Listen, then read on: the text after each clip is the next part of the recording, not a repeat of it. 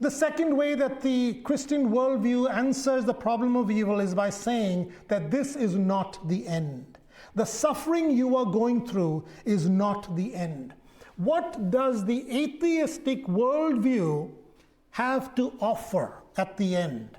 According to the atheistic worldview, there is extinction of the soul. Everything disappears. You know, when celebrities pass away, other celebrities offer their condolences and they say stuff like, rest in peace, or rest in power, or it was great to work with you, I'll do another movie with you again up in the clouds, or see you on the other side. None of that makes sense if you follow the atheistic worldview. None of the relationships that you invested in makes any sense. Extinction of the soul is a wonderful, feasible option if everything was perfect, right?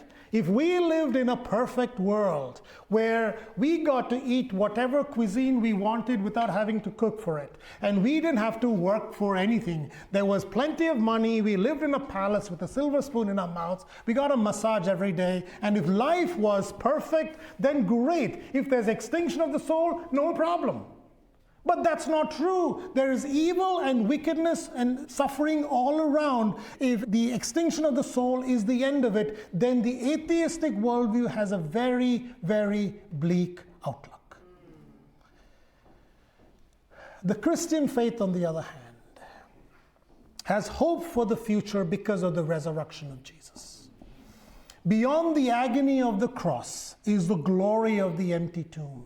Beyond the suffering at Calvary is the hope for heaven. And beyond the defeat of Good Friday is the victory of Easter Sunday. Evil and suffering are not the end in a Christian worldview. And so in the very last book of the Bible, this is what it talks about how everything will end. In Revelation chapter 21, verses 3 to 5, it says, "And I heard a loud voice from the throne saying, 'Look, God's dwelling place is now among people, and he will dwell with them. They will be his people, and God himself will be with them and be their God. He will wipe every tear from their eyes. There will be no more death or mourning or crying or pain, for the old order of things has passed away.'"